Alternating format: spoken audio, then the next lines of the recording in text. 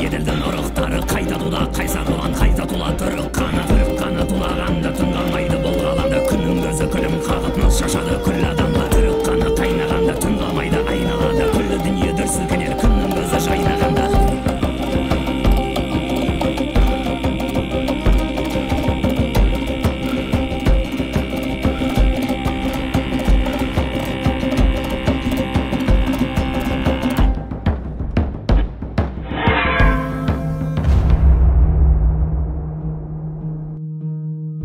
Ханымыздың жарғысы бойынша елімізге опасыздық жасап, қазынаға қол сұққан үшін билер кеңесінің шешімімен қылмыскердің басы алынсын.